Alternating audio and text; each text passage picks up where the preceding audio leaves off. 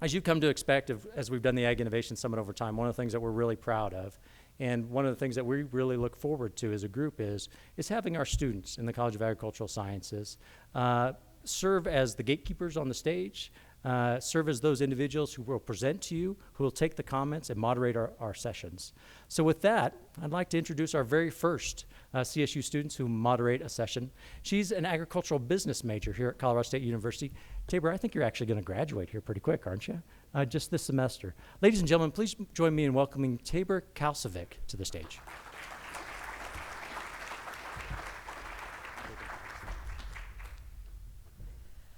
Hello and good afternoon. As Dr. Pritchett said, my name is Tabor Kalsovic. I am a first generation here at Colorado State University studying agricultural business. And as he said as well, I'm counting down the days until graduation in just a couple of weeks. But after graduation, I plan to return to Eastern Colorado to go back into production agriculture. So at this time, I would like to introduce you to the moderator of our first panel session, Kate Greenberg, the Colorado Commissioner of Agriculture. Kate Greenberg was appointed to serve Colorado's Commissioner of Agriculture by Governor Jared Polis in December of 2018. As Commissioner, her key initiatives are to support and grow the next generation of Colorado agricultural producers, increase high-value food and market opportunities, incentivize soil and climate stewardship, and enhance mental health awareness and services in the state's rural communities. While she now spends much of her time in the Front Range and traveling the state, she still calls Durango, Colorado home. Please help me in welcoming Kate Greenberg, our Commissioner.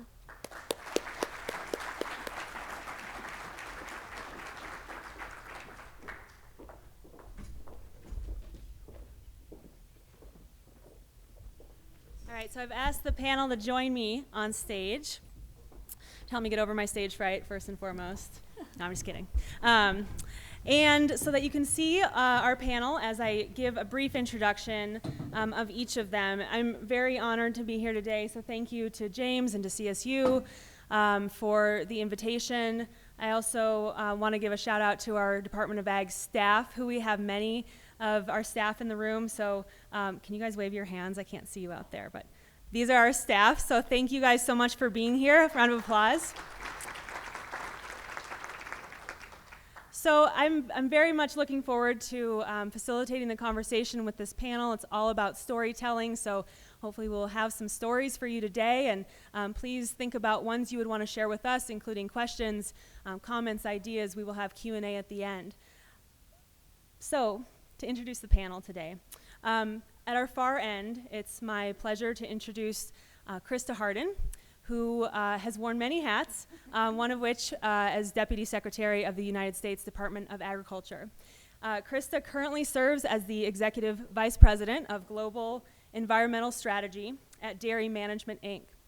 And Krysta manages the National Dairy Checkoff on behalf of nearly 40,000 U.S. dairy farmers. Krysta leverages a strong background within agriculture, sustainability, and food policy, including 7 years at the USDA, 3 of which she served as Deputy Secretary. And she also plays a key leadership role in defining the vision, strategy, and plan forward for U.S. dairy's environmental commitment. Please help me welcome Krysta Harden.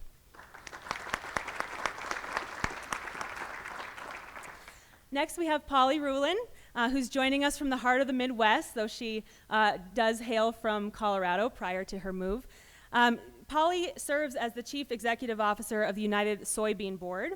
She works on behalf of U.S. farmer investors to advance agriculture sustainability through research, education, and promotional programs. Polly previously served as the CEO at the Cattlemen's Beef Promotion and Research Board. She holds a master's degree from CSU, so welcome back, where her research focused on ag education reform and strategic decision-making at farming cooperatives. So please help me welcome Polly Ruhland. And lastly, we have Daphne Tabor with us today. Daphne is the practice area lead for the customer engagement and digital strategy practice at the Denver office of Slalom Consulting. I'm going to ask her to deconstruct that for you. Daphne is our storyteller, our PR expert that we have with us today. She uses data-driven insights, human-centered design principles, and storytelling to educate business leaders, and cultivate customer-centric organizations from startups to Fortune 500 companies. Please help me welcome Daphne Tabor.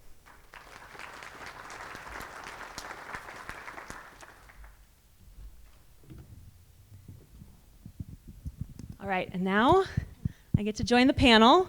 And I thought, since it was a storytelling panel, that I would like to start with stories. And I've asked each of our panelists to share with you a story that paints a picture of how they got started in the careers that they serve in today.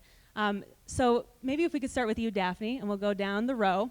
So if you could give us spin a yarn for us on maybe a moment in time, a moment in history in your life that sparked your curiosity, your commitment to the work that you do today.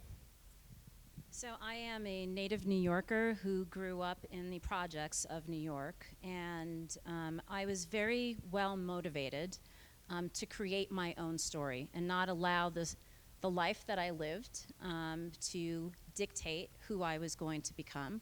I also felt compelled to understand how to motivate others, basically, and how to tell their story, and how to potentially impact business. And so part of the reason why I moved over from advertising and marketing over to consulting is to be able to help executives understand their customers. Every business is born, even government is born, out of servicing a customer or servicing a citizen. And so what has been absolutely compelling and motivating for me is to be able to bridge that gap and demonstrate to executives that, in essence, they do need to understand the story of their customers to be able to serve not only themselves, but also the customers and the employees within that organization.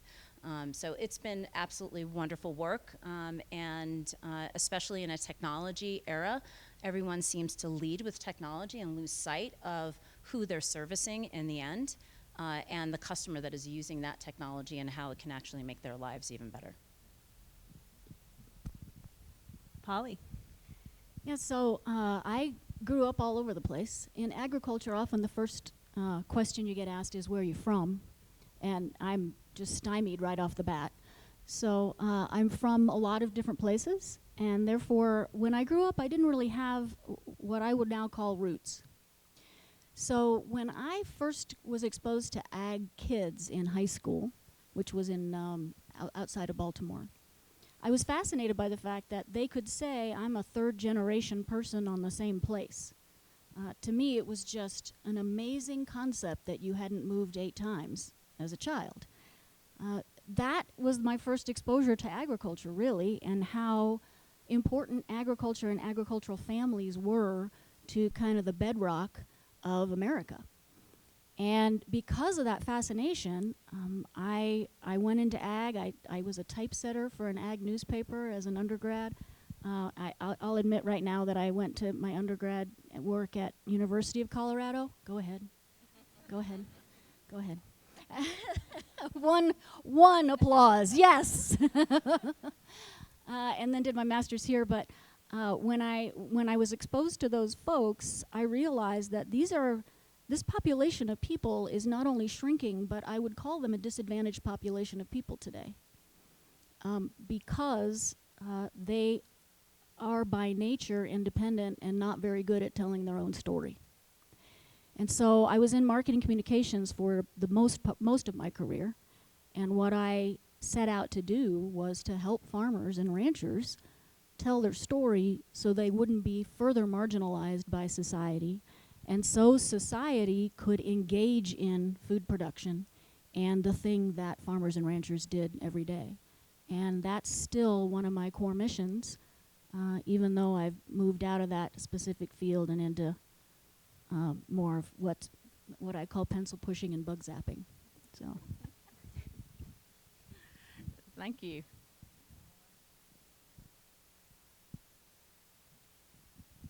Am I on? Yes. I can't tell. My background is different from our other panelists. I grew up not in southern Colorado, but in southern Georgia, southwest Georgia, on a peanut farm. Very different from agriculture around here, on a very dusty, bumpy dirt road. that frankly I could not wait to get off. It was tough times when I was growing up, right when I was thinking about getting out of high school and going to college, and my parents said, do anything but agriculture. Go somewhere you can make a living. I mean, we were hanging on by dental floss, and there was no way our family farm, our business, could support another person. And so I studied journalism at the University of Georgia, and really, thought that I had left the farm and left agriculture. I appreciated what my parents did. I appreciated the hard work and the commitment. Loved the lifestyle, but thought I, wanted to be a city girl. I wanted to live somewhere else, do something else, and moved to Washington, D.C. to work for my member of Congress. And very shortly after I got there, he asked me about working on the Farm Bill, which is, of course, the underlying policy work for agriculture. And I just said, I grew up on a farm, but I don't know anything about agriculture. I grew up like a princess. I mean, I didn't work, on the farm, really. My daddy spoiled me rotten. And he kept looking at me, and I could just kind of got the feeling this wasn't a question. I was going to be working on ag policy and the Farm Bill. And I said, well, okay, I'll do it. And not really thinking much about it, and certainly thinking I would do it for a short term until there was somebody else in the office who could do a lot better job. But when I started, I realized I knew a lot more than I had thought I did, that I had absorbed something from living on that farm and seeing my parents, what they went through, and that I loved it. And I had such a connection to agriculture. It was a lot more than that dusty, bumpy dirt road in South Georgia. It was more than just family connections. All my family was in agriculture. It mattered to me what they did, and I wanted to help. I wanted to do something. I wasn't going to farm. That was obvious, especially for a girl in those days, and my daddy had already kind of pushed me out. But I could do things to make a difference, and I got involved in agricultural policy. That was a long time ago, and just great blessings for working with wonderful people, working for U.S. farmers and ranchers. I had just been blessed to stay at the heart and the core of what I learned from my parents on that family farm, and hopefully, have made a difference in a different way from actually farming. But that is a kind of I still go back to that, that dirt road. I still know why I do what I do. One thing that I've really just enjoyed about hearing all your stories or snippets of stories together is how there's so many differences, right? There's city, there's rural, there's moving every few years, there's anchored in one place, but you all share a connection to place and to the land, and this connection to storytelling and journalism or policy making, but really telling ag story and being an advocate and a voice for agriculture and for food, right, on the consumer end. So, I think it might be helpful for us, for the audience too, to kind of frame, well, what's the problem that we're facing? Why do we even need to talk about storytelling in agriculture? What is it that's missing right now? So I would kick it off, maybe Polly, if you want to start for us. What is it that has led to a panel topic about telling our story? What is the gap that that you personally and through your work are looking to fill through storytelling? So it may not be the answer you expect. Okay, this is a warning. I have been hearing us talk about, in agriculture, talking about telling our story for 2 decades plus that I've worked in agriculture. And I don't think we've gotten any better at it over those 2 decades. So when we talk about telling our story in agriculture, just even the concept of telling someone a story brings to mind the visual of someone sitting in front of us and us instructing them and teaching them, right? And I think in some ways, this is where ag has a little bit missed the boat over the last little while. Because when we think about telling our story, we think about consumers that need to understand that we're really, really important and that their livelihood depends on us, right? When in reality, our livelihood depends on them as much as they depend on us. So telling our story in today's environment, especially in today's marketing and promotion environment, means engaging more than it does telling.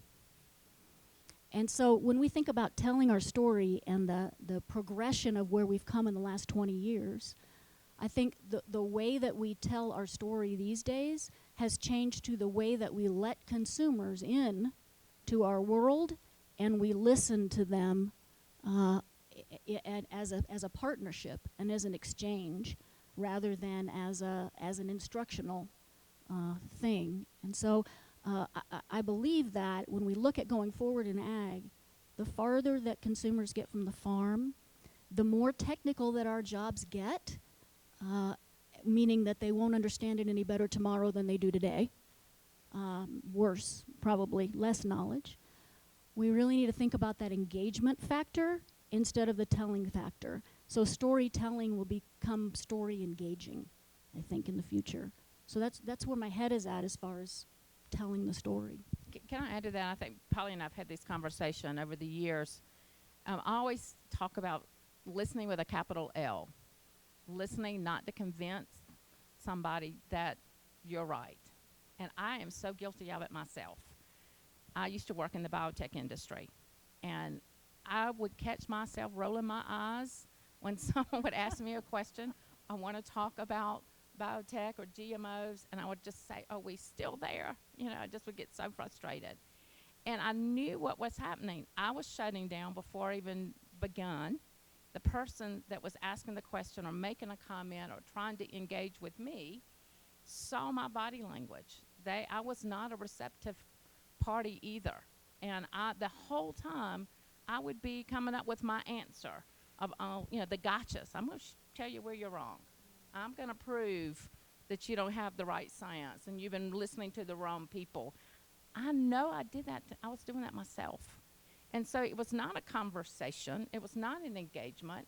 My story didn't matter. I'd already, my audience was already turned off because I had shut the door on listening. And I think it's something we have to learn in agriculture. You're exactly right, Polly. It is a two-way conversation.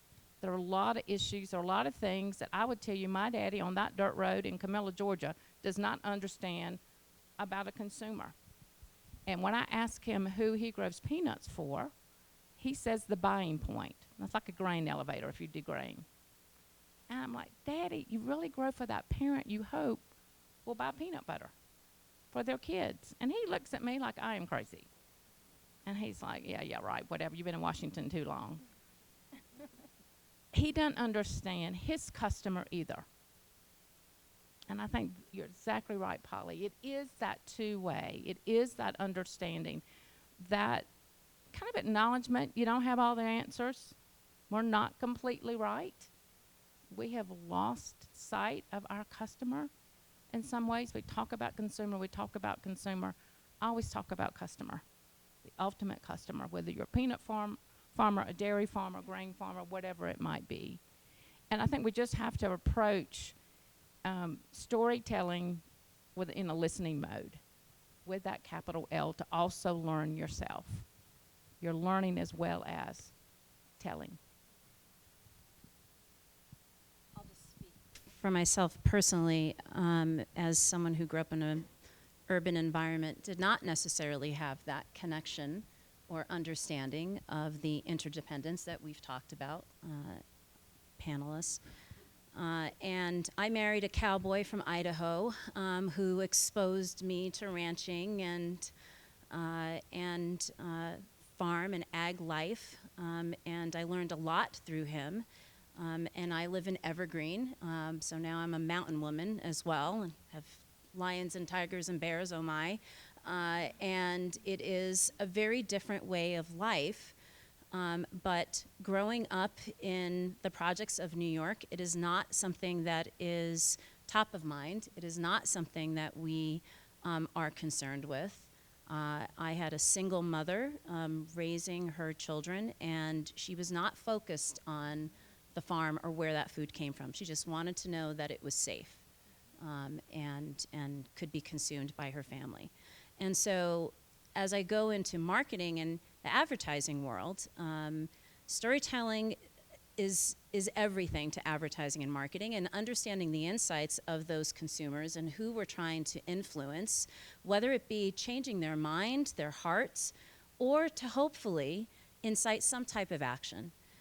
We need to understand how we can relate to them, what is important to them, and what are the commonalities for that end customer or consumer or a voter, for that matter, that we can try to create some common ground and demonstrate how our way of life or ag influences them and why it is important to their lives and what they do today. And I think that is the essence of storytelling, is understanding where are the commonalities, where can we try to create emotion, and most importantly, how do we provide them a course of action? So storytelling in my world is all about what is the outcome that we are trying to influence. And I think many times people can tell a great story, but they're not necessarily providing the listener a path to action, or how can they actually influence change. And I think that is a really crucial element to storytelling and to being successful. So there's two themes, which are probably two very separate themes that we should tackle separately. But the first one is getting in on this question of, it's not just listening, it's engagement. It's a back and forth. And you were, Daphne, sort of expressing that too. It's not a one-way street. This has to do with a relationship, and I know we've talked about this before. And then the other thing I want to dive into is this distinction between a consumer and a customer, and how you all think about that and what that means for that engagement between that relationship that we're building. So I'd like to start with that concept of sort of the first thing I was talking about there, of if anybody wants to take on that one, but sort of what are the tools, maybe from a storytelling profession in particular, what are the tools or strategies that you use to actually cultivate that engagement and that relationship? And how do you put those to use to provide an actionable pathway for folks who are on the other end of that relationship? And I'll use some recent examples, just even from a political standpoint. You know, if we look at Trump's campaign and even Obama's campaign and what they did to try to influence elections. And so Trump was very good at tapping into an audience that felt that they were an alienated voter. And that they did not have a voice. And he resonated with them because he went against the status quo. He was against any type of normal type of activity in government. He seemed like he was the challenger brand, if you will. And he also used social media, unlike any other candidate had. And I don't mean that his campaign used social media, but he himself using Twitter. And I know all of you are quite aware of that. But in doing so, he was able to make a connection with that audience, an audience that normally you would not think would have any connection to Trump. Trump grew up in New York. Trump grew up as a very wealthy individual. And so I think for most of us, we were surprised to see that there was a connection, but again, his campaign understood that there was a need there, and that he could appeal to that. And so he appealed to them on their grounds, both from a social media standpoint and messaging. On the Obama side, Obama's campaign used millennials. He absolutely had a connection with millennials, and he tapped into his very passionate advocates, who then in turn tried to convince their grandparents.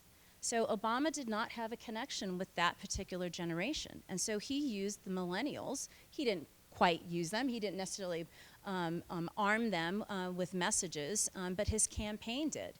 And so we had a small group that was fueled by the Jewish community. Sarah Silverman had created, I don't know if any of you had seen this, a 4-minute video that was quite funny, very comedic, but actually talked about Obama. And the millennial generation actually took it upon themselves to try to convince their grandparents, in Florida especially, because it was a swing state, to understand what Obama brought to the table and how it would influence their generation, the grandchildren's generation. And so again, therein lies a way to use that connection, using people that are advocates to advocate for you and help tell the story for you in their own manner, in a way that's compelling. So those grandparents were very focused on what does the future hold for my grandchildren. And that's why they listened, right? And they had a relationship, a strong relationship with their grandchildren, that they were open to actually listening to that message. I would take an example from a completely different realm, because politics isn't my thing, right? So, but I can see what you're talking about. But let me take an example from the education realm, for example. So, United Soybean Board, the farmers that pay the checkoff are very interested in the concept of social sustainability. And largely what we think of when we think of the social pillar for sustainability is sustainability of rural communities when we think about that. But in reality, maintenance of social license to operate may be as important as the sustainability of rural communities for agriculture's future. Because without that permission from our customer and our consumers to operate, we will not survive in the way that we survive now. One of my farmers always says, the future doesn't need farmers. The future needs food.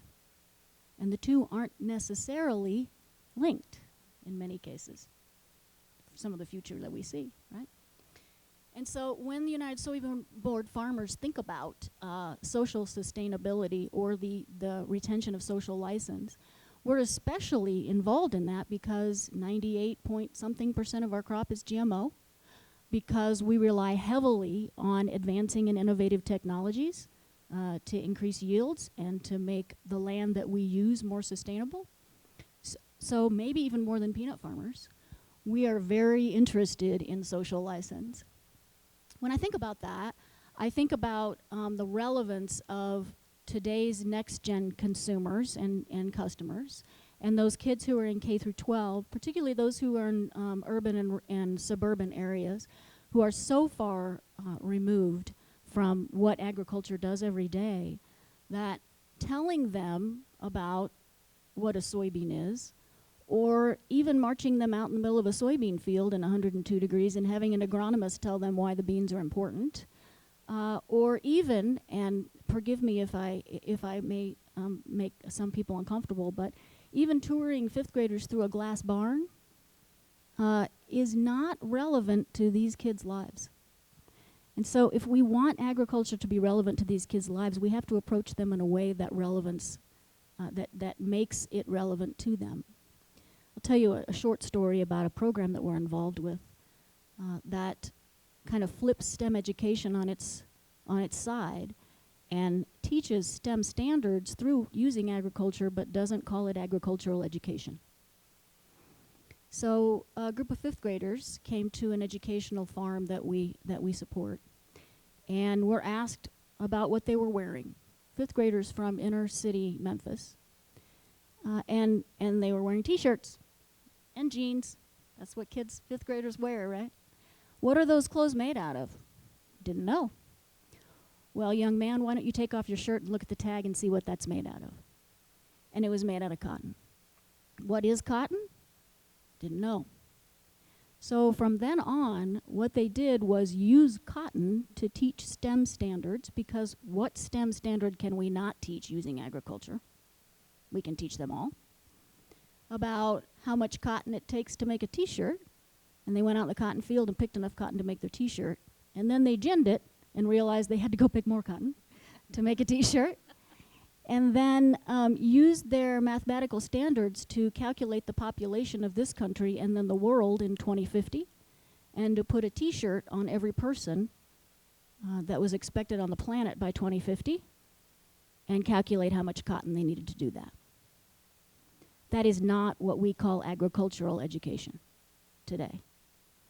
That is relevance to fifth graders, using agriculture as a tool to teach technology, math, and science. So when I talk about relevance, I talk about that kind of relevance for next-gen customers. I love that story, Polly. That's great. It's a wonderful story. You know, I learned about storytelling from a master storyteller, my grandmother, Christine, who I'm named after. She was a school teacher on the school board, and she developed a whole set of stories called Lipton Tea and John. She would not allow them to be written down, and she would not allow anybody to video her. But she used the stories across our small community in classrooms and other meetings to relate to kids, to teach them right from wrong and life's lessons. John was my daddy, so it was a lot about his shenanigans and how he got in trouble and had to learn. Lipton Tea was his friend. The other character was Preacher, which was my daddy's only brother. And those three boys ran havoc in southwest Georgia and their growing up days. And my grandmother told beautiful, wonderful stories, taught lessons to all of us, every kid, some of the adults, for decades, without even realizing you're getting a lesson. That's what made me think about it, Polly. Without even knowing that you just learned something profound from what everybody called from Miss Christine, while you were laughing and identifying with some of the things that these little boys and troubles they had gotten into, the problems they had caused on the farm when they busted a whole load of watermelons and did all sorts of things. But it was an art that she developed to get her points across, and she'd say, put your books up. Let's talk. I got a good story for you.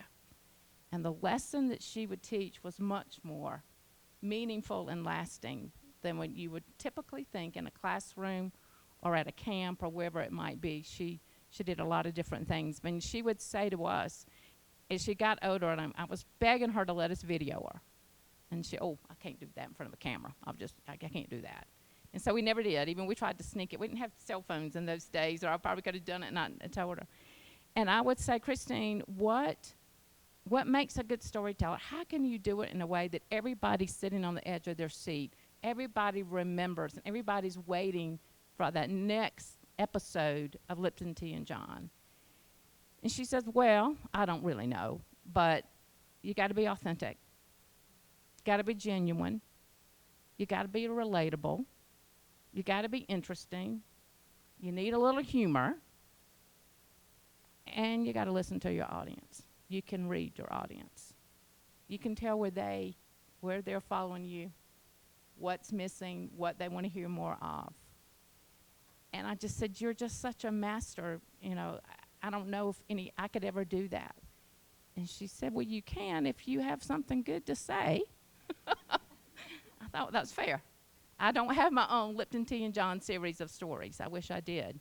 But all of her messages are still in my head, and so many of the influence she had on life's lessons for kids across my little area. The value of storytelling. Great, thank you for that so much. So I know I put a flag in the consumer versus customer concept, which I do want to get into, because when you were talking about it earlier, Krysta, it seemed like a very small distinction in those words from an outward perspective, but it seemed like it changed something in you, the way you thought about those. And I think what our conversation over the last few minutes has really been unpacking a narrative that, as Polly mentioned out the gates, has been used for decades, right? We have to tell our story. But that's a one-way street, and where does that get us in the end if we're telling and not listening, and we're putting out but not inviting in? And I think also, a deep interest of mine, I've been traveling the state all year, meeting producers all over Colorado, and there are a lot of things that bind ag across the state, and at the same time, everybody's story is unique, everyone's perspective is unique, and when somebody cares about something, they care about it. You can't unconvince them that they care, right? Nor should it be our job. So I think that's maybe part of the evolution that you were indicating, Polly, is that it's not a convincing effort, the storytelling effort. It's that relationship building. It's that engagement. It's inviting a back and forth, which is a bit vulnerable, right? It means that we can be challenged. We should be challenged. We should be, asked hard questions and ask them back. So that's a bit of a lead up, just some thoughts that I've had from hearing you all. And it may or may not connect to the consumer versus customer concept, but maybe Krysta, if you could dive in for us, what changes for you when you go from a consumer to a customer relationship? I think I've learned that maybe working in dairy, which is just so in your on your plate, on your table, kind of a commodity. It is right there. It's 94% of households in the U.S. So it really made me think about the words consumer, and we blame the consumer for everything we don't like in ag, especially in sustainability, environmental, a lot of the issues I work on, that the consumer's demanding this or wants this. And to me, it's like, well, they're our customer.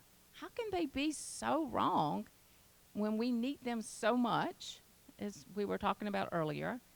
And so instead of it being a negative, the consumer right now has a negative connotation in a lot of agriculture, not everywhere, but in some cases.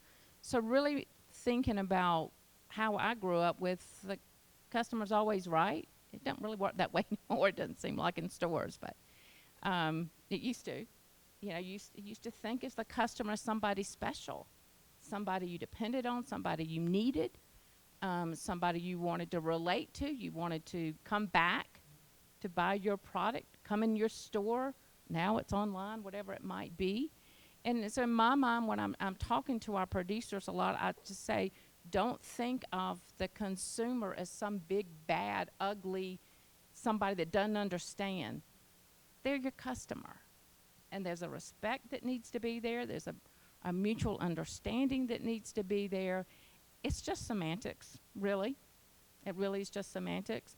But it does change when you talk with producers about their customer. It just has just changed kind of the relationship, the need for wanting to have a closer relationship and better understanding. I hope that answers some of your question. Holly, Daphne, thoughts? You know, that's so interesting because when I was at the beef board and we identified our target customer, because you can't talk to everybody all the time, Krysta, you know that.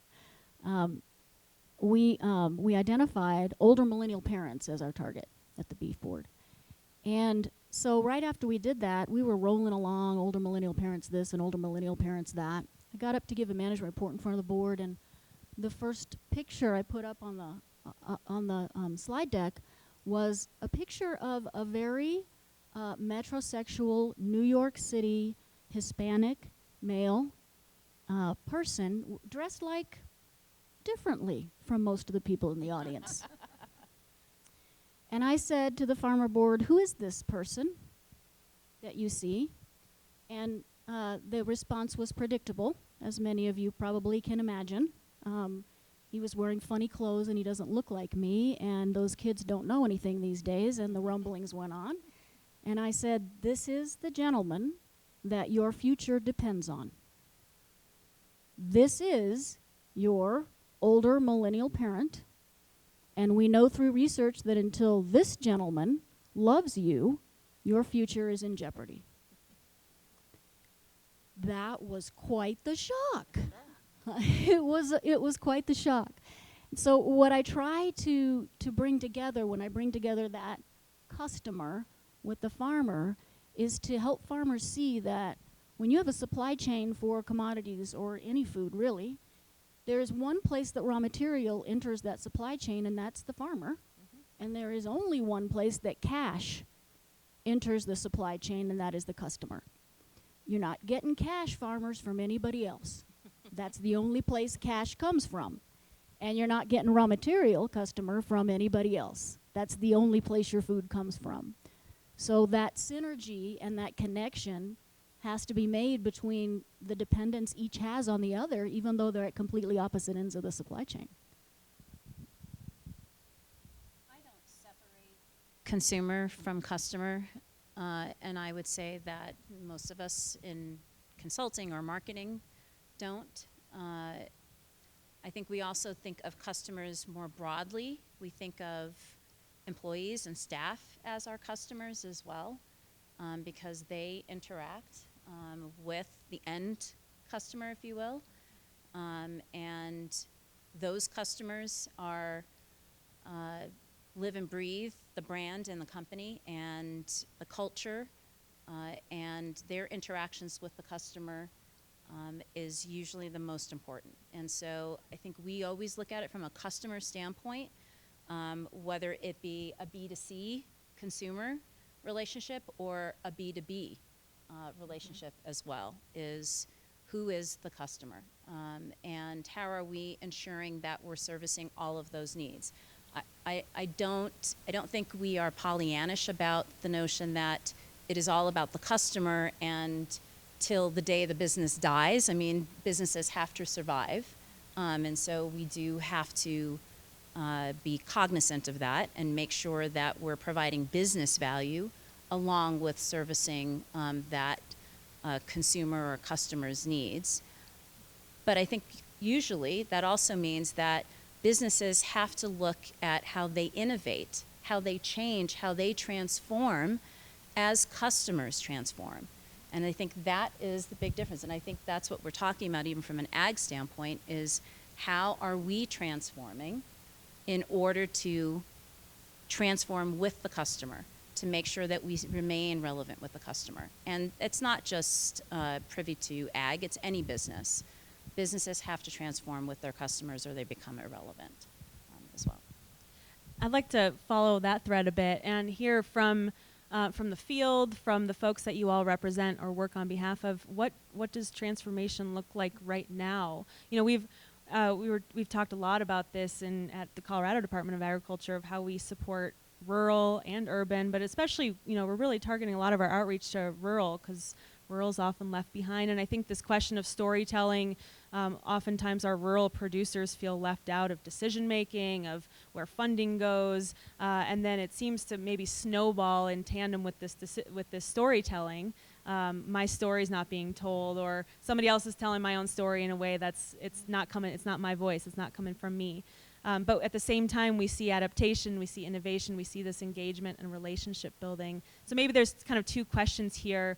One, from the folks that you work with and represent, do you see that sense of sort of a sense of villainization against them?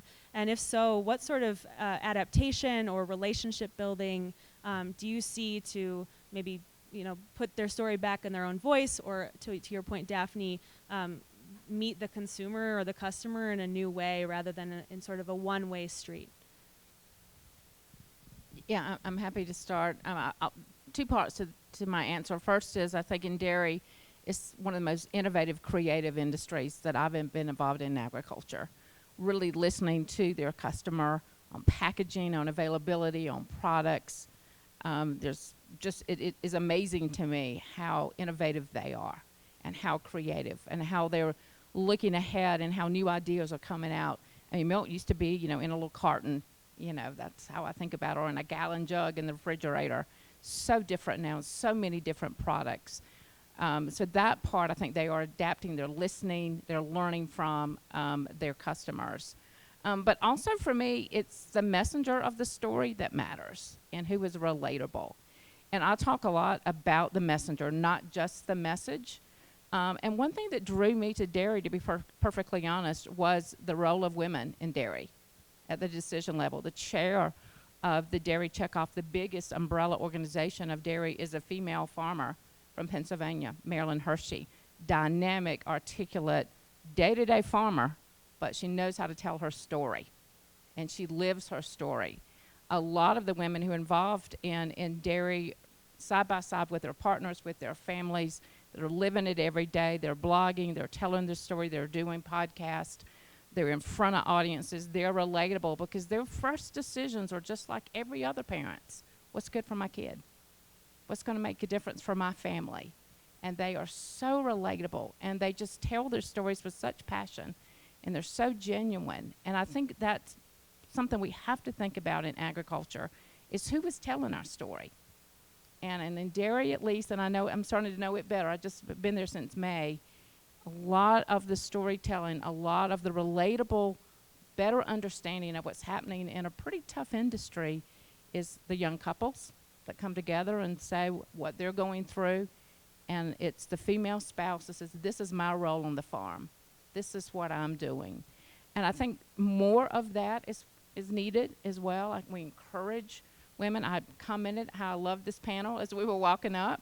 Yay. to have more women's voices, more relatable voices. I see some nods, thank you.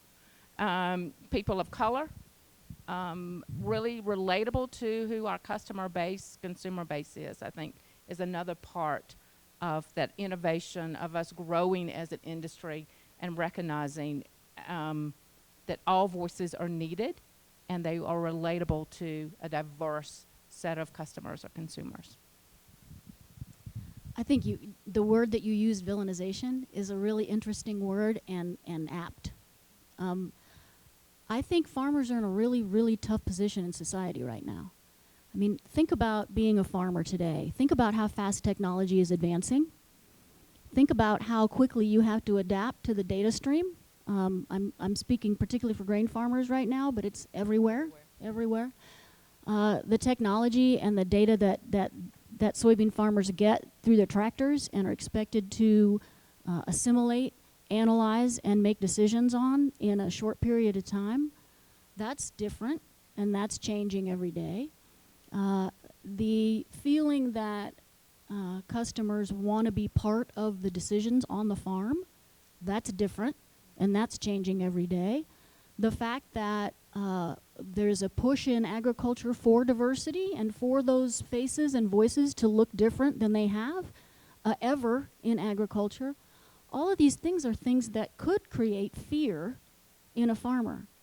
And I believe fear is the biggest driver of defensiveness. And so farmers today are in a very tough spot. The adaptation that is required of them day to day, the amount of learning that's required of them, the feeling that as folks get farther away from the farm, nobody understands them anymore, and their customer or their consumer getting further from them in the way they look, the way they talk, and their perspectives. All of these things can generate a situation where a farmer feels, I think, victimized by society and by the things that they're expected to do. So it is a very difficult thing for a human to change that rapidly, especially when they've been doing this for a while.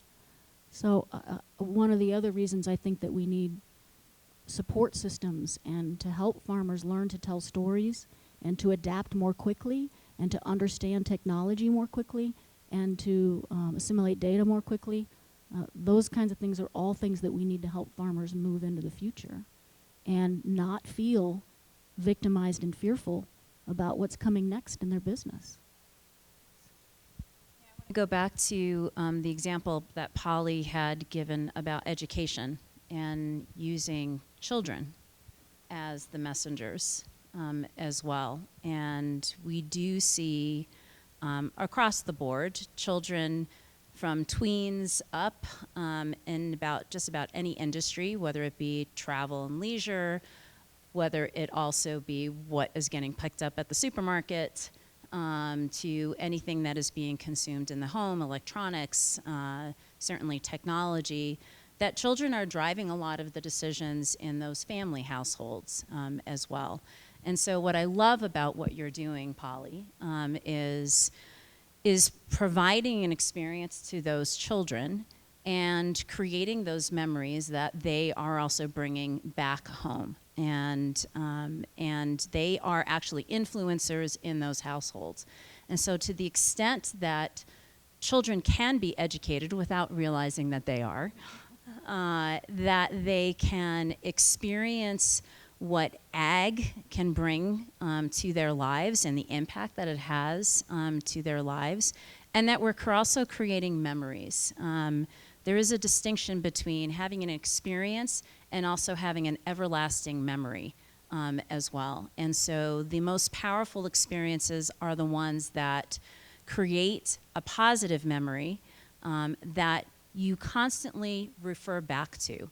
And children, especially during the adolescent ages, are especially known to be able to constantly refer to that memory and bring it back to their lives. So to the extent that we can do reach out programs to children, because they actually are, in essence, the customer in a lot of respects, and this iGen that is coming up, that is just starting to graduate college today, They are very different than millennials in that they are not as positive. They don't have the positive outlook. They grew up with the 2008 recession.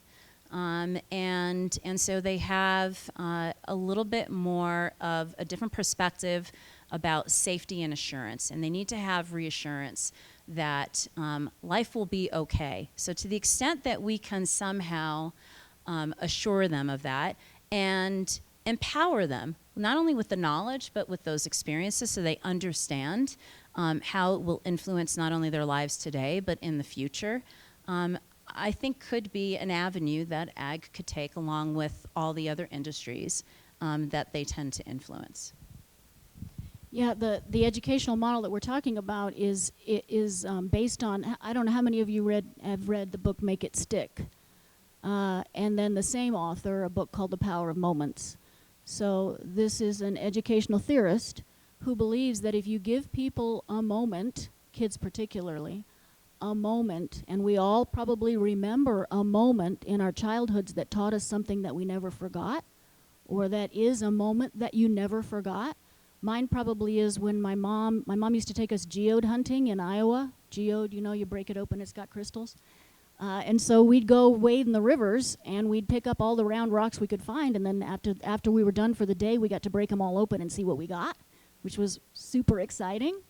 And she took us one day, and we were out there all day in the river, and then when we got out, we realized there was a flash flood warning all day for the river.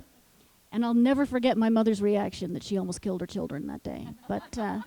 But it sticks. And the Power of Moments, the book Power of Moments says we can engineer these sticky moments.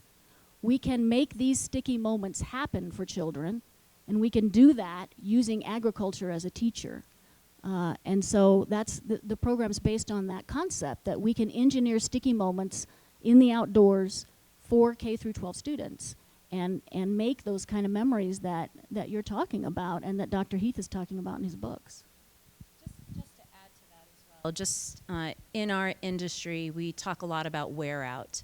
And although as humans we need to hear a message and be exposed to a message and experiences multiple times for it to stick, there is also wear out, and therefore the message needs to be delivered in a different manner. The experience needs to be delivered in a different way in order for it to evolve and to actually have an impact in our lives and to actually influence change. So again, although we want to reinforce the message, we have to make sure, to your point, do we have different messengers?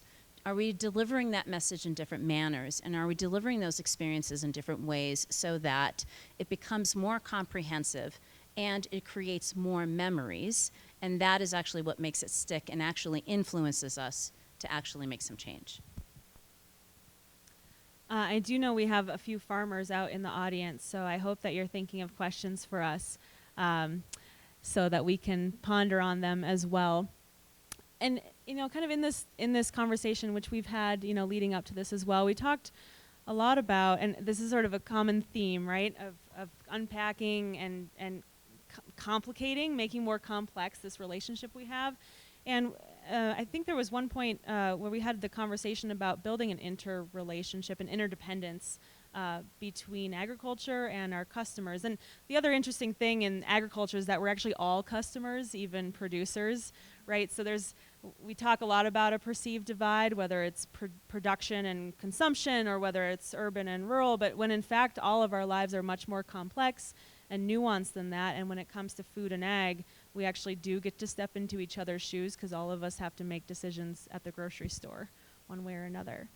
So, you know, in thinking about that and thinking about the future, knowing what you all know from wearing your various hats of sort of what trends are emerging, what's coming down the pike, good or bad, take it or leave it, what sort of evolution do you hope to see in that interdependence or in that relationship between the producer and the customer, having that two-way street, having more nuance, being able to build something together, right? And it's not that we have to convince consumers. We need to envision a future together where we know that we rely on each other. Just like you mentioned, you know, whether or not we're thinking about the farmer when we're at the grocery store, building that kind of future where our interdependence is clear. So I think the question here, and we're nearing the end, so this is a cue for Q&A questions out there. But the question for the panel is, what sort of evolution do you hope with our relationships? And maybe storytelling is a tool that we use to evoke that evolution or to foster those relationships. What sort of evolution do you see carrying us into the future to create the kind of future that you hope for in agriculture? I'll be happy to start. I remember when I worked for Secretary Vilsack at USDA, and he had a program, Know Your Farmer, Know Your Food. And it's a great tagline, right? I loved it. As the daughter of farmers, I want people to know what my daddy does, my mother does. I love that. But more of that, more respect of each other, more trust. I know you get trust by earning it, and so I think that, it makes it complicated, but I think there's two things on both sides that we need in agriculture to respect and trust the folks who are asking questions, who are curious about what happens in agriculture, where their food comes from. I think it's great when questions are asked. I'm glad they want to know. I'm glad somebody's interested in our profession, because it's the best, and it is the backbone of our country.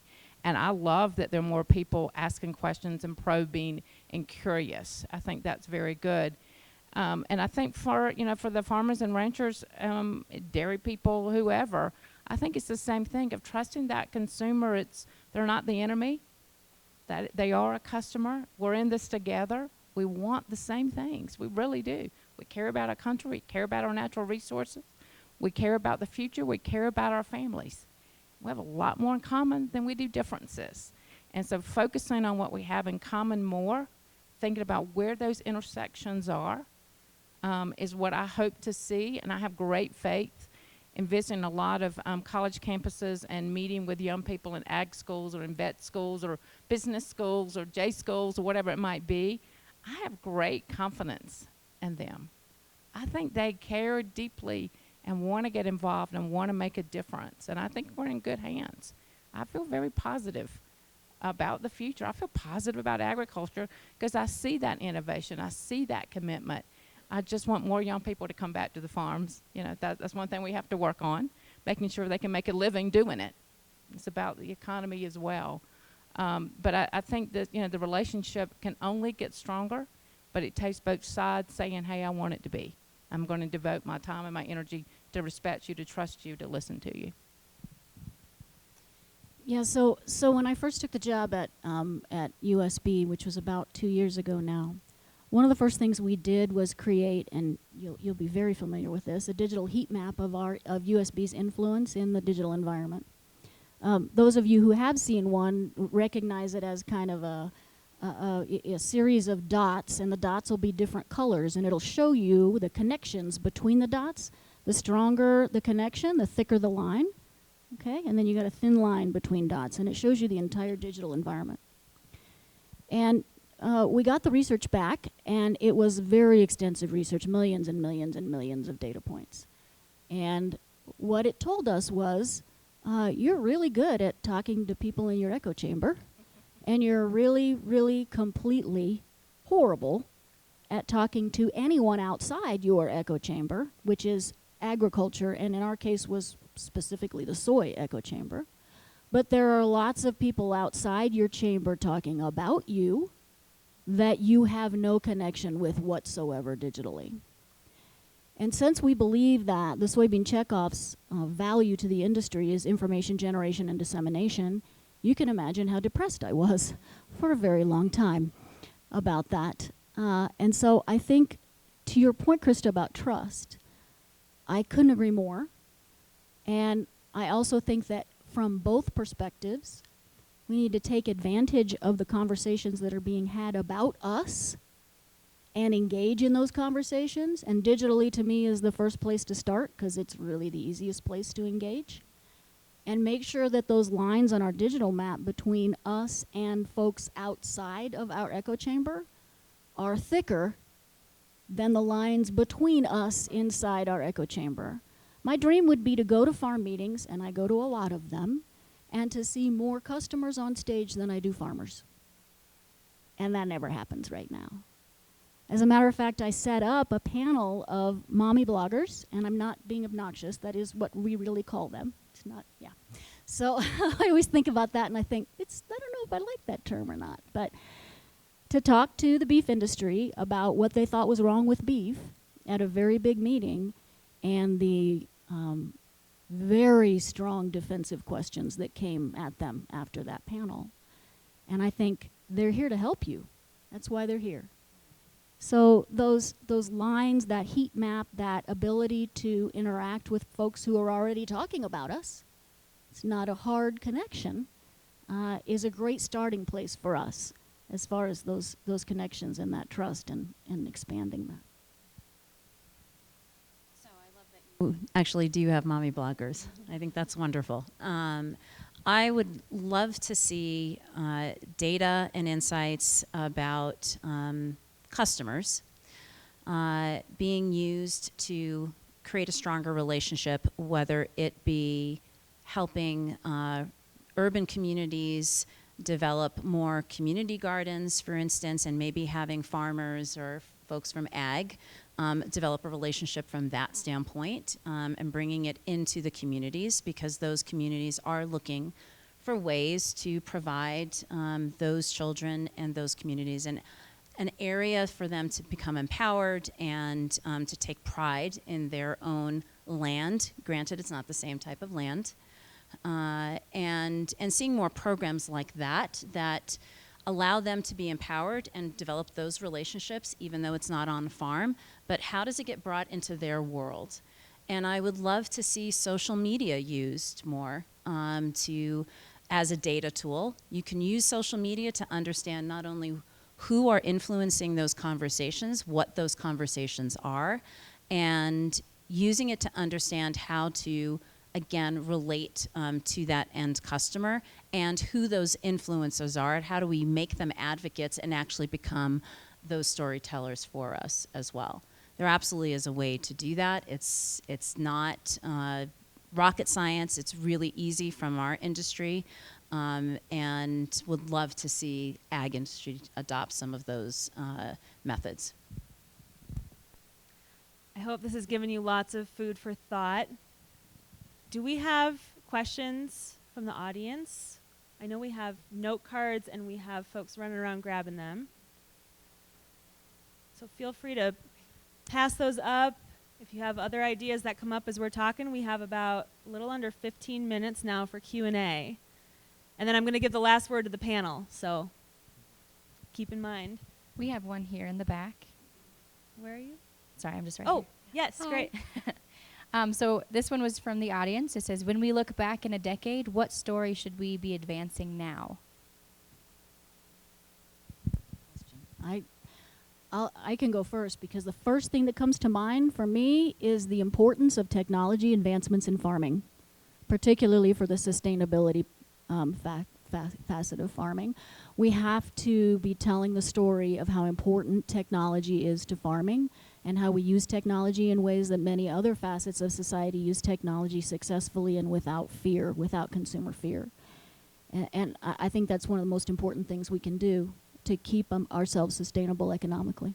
It's so interesting. The first thing that went through my mind was innovation and technology, how advanced today's agriculture is, and it really is changing, as you were saying, almost daily, and the advancements that are happening to make sure we have a safe, abundant food supply in this country and for much of the world. That understanding, helping to understand we cannot be successful in agriculture without it. As someone told me once, a farmer told me that Mother Nature is a pretty tough business partner, and you have to have the technology to be able to deal with what comes out at a farmer rancher.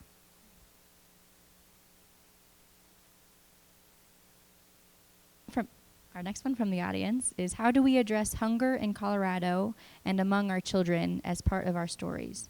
What are you doing in your careers to address this? I'm happy to start just from dairy. Whether it's Colorado or South Georgia, where I'm from, nothing has broken my heart more to live in what I consider a land of plenty, with the most successful agriculture industry, certainly most innovative, creative, prosperous industry, so productive, and still have hungry Americans. I don't care where you live in this country. It's emotional for me. It's a shame. Shame on us that there are hungry people.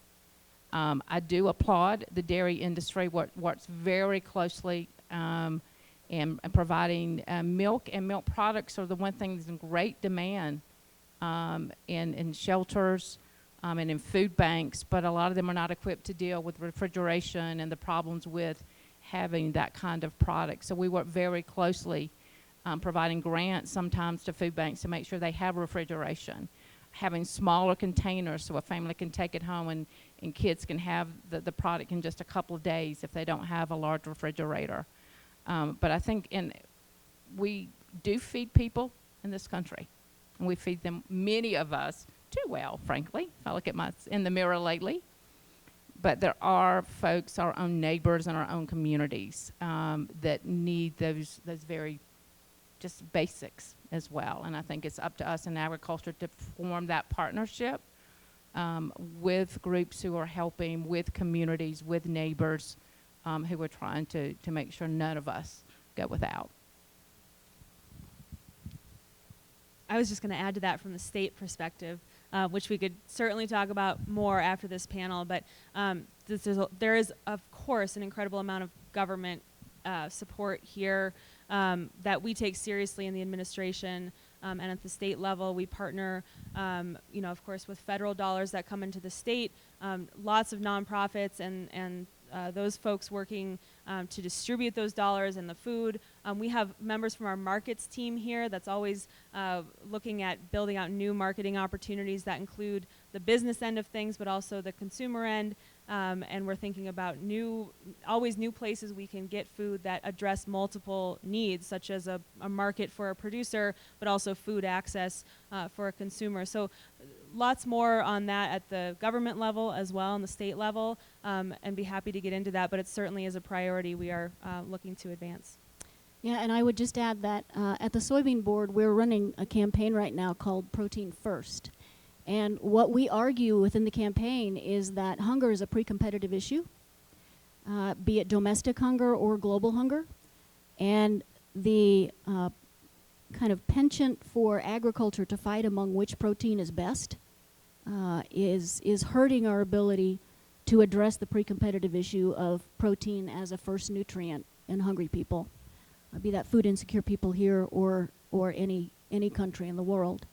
And so the campaign strives to say that, listen, protein is a first food, is a nutrient-dense food, and is a critical food for good nourishment no matter what part of the world you live in. And if agriculture can't come together pre-competitively to talk about providing protein to all kinds of folks who are hungry, then we're doing society a disservice. And this is a campaign we started at World Food Prize about a month ago, I guess, wasn't it? And we're actively working to make hunger a pre-competitive issue for all protein farmers.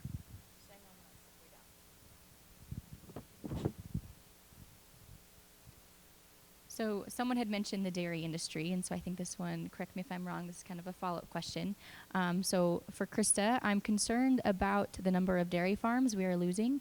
Wisconsin loses 2 to 3 each day, 465 in 2017, 638 in 2018, 881 as of late November of 2019. For many, their story is coming to an end.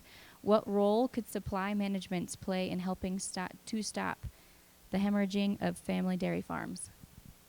Somebody has better knowledge of the numbers than I do. I couldn't have wheeled those off, but it is troubling always to me when any farmer, anyone who wants to be on the land cannot afford to be anymore. It is a tough life, and dairy is one of the toughest. It is front line, 24/7. Some of the hardest work of any job you'll ever do is in dairy. And for those who are committed to being on dairies, hats off to them. And if you want to be in agriculture, and I can't afford to be, I think all of us need to stop and assess why that's the case. Production is level. So it's like the cows are going to neighbors. There's consolidation in all of agriculture. We rent a lot of our land from neighbors who didn't have a generation that wanted to come back home. And so my family is renting their land, you know, because for the same reasons. Young people don't often see a future on the land. It's the same in dairy. It certainly is not just in dairy. It is across the board in agriculture. And I think we need to really stop and think about why that keeps happening. Why is there continuing to be consolidation and not having young people come back? Folks wanting to get into agriculture for the first time maybe and can't afford to because the land's expensive. And certainly going in to a dairy and buying your cows and your equipment and everything that goes into that. I can't imagine doing that right now. It's just so difficult. So we do need to have a really sharp look at all of our policies that impact agriculture and what's happening for the future for our young farmers. And for those who are wanting to retire, somebody says well, farmers never retire, they just die. There's a little truth in that. But if you want to retire, where's the generation that comes next behind it? And I think there's a lot of questions that we need to think about as we look at farm policy, tax policy, estate planning policies, all those things that would make a difference. This is another follow-up question, and this is for Polly. I know Midwest soybean farmers who developed lasting relationships with the Chinese government over the last 20 to 30 plus years. Now their market has gone to nearly zero. What is a soybean checkoff doing to find new markets for these growers? Thank you for asking. What a great question. Is that a friend of mine out there? I'll pay you later. So about a year and a half ago, we did a study that indicated that any time that 60% of your product is going to one country, and any time that country is China, then you better think about diversification. So about a year and a half ago, we diversified 40% of our international investment and market development funds away from markets like China, meaning mostly China, and into what we call earlier expansion markets. And those would be markets like India, for example, Africa in some cases, helping those countries develop both infrastructure as well as markets for soybeans, because we realized that at that point in time, China was a risk to us. And then, gosh, all that happened. And we should have done it probably 10 years ago. But, you know, there's no better time to plant a tree than today. Or was it the Chinese saying is the best time to plant a tree was 20 years ago and the second best time is today?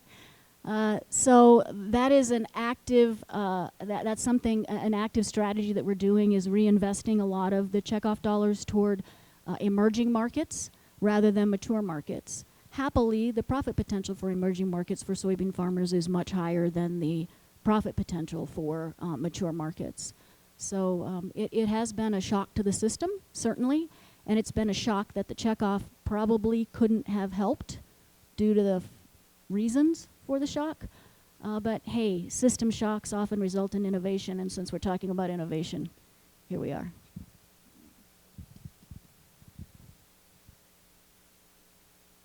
So we have time for one more question. So Daphne had mentioned the effectiveness of Trump and Obama communication campaigns, and so directed the whole panel.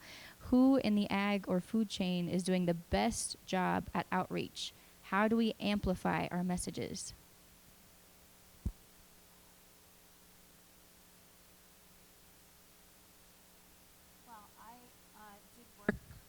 With the agency that had done the Milk Mustache campaign, and I would say that I thought we did a really great, we saw a definite difference in the decline of milk consumption based on that campaign. Again, it was based on data and understanding that teenage girls saw milk as fattening and switched to diet soda drinks. And using that insight to basically demonstrate to them that that models, supermodels, and others, and strong athletes and beautiful athletes would drink milk and still maintain beautiful bodies. So I think from that standpoint, again, using the data and understanding who was impacting the decline in the consumption, which were those teenage girls, and why, very important of why, also helped us understand how to create a relevant message for that audience. So that's probably from a marketing and advertising standpoint, an area that we felt was pretty successful. I would say I think the most positive and most effective voices right now for agriculture are individual farmers that are on Twitter. There are some very powerful ag voices on Twitter, several of them in the dairy industry, and most of them, sorry guys, female. They have many, many, many tens of thousands of followers, sometimes more and more and more than that, and they are effectively listening to the folks that respond to them on Twitter, regardless of the fact that sometimes I'm very active on Twitter myself, and sometimes it's mighty uncomfortable, the responses you get. But the conversations that those folks are starting and the way they're talking with other folks on social properties, those are the folks that are leading the way, and many, many of them are female farmers. And if I can add to that too, there's sort of the community level work that's going on day to day, neighbors telling stories with neighbors, folks who do have direct interaction with their customers and are inviting their customers to the farm, and maybe it's the first time that person's ever stepped foot on a farm, and they have that relationship and they hear that story and they harvest their own food from the farm. So I think there's all these different layers of that work that's being built, and sometimes it happens in the digital universe, where you have hundreds of thousands or more people interfacing with you, and sometimes it happens at the one-on-one level, where it goes back to being on the ground together, developing a shared understanding, and eating food together on the ground while you're out in the field talking about ag and talking about food. So that is our time. I did say I was going to give the panelists the last word, and so with my 30 seconds, Tabor, I would love for each of you just to leave the audience with a few words. What do you hope for them to take away with them today on everything we've talked about? Just a few words of seeds to plant in their brain. I would just say again that storytelling, have an understanding of what outcome you're trying to drive with your storytelling, and provide your audience a clear action plan of how to bring you to that outcome. I think that's really important from a storytelling. And I guess if I had to leave you with one word, it would be trust. Trust is the foundation of every successful customer business relationship. And if customers don't trust us and we don't trust them, then the future doesn't look very bright. Trust is the foundation. I would say listen to learn, not listen to convince. Listen to learn. And with that, everyone, thank you so much. Let's give our panel a round of applause.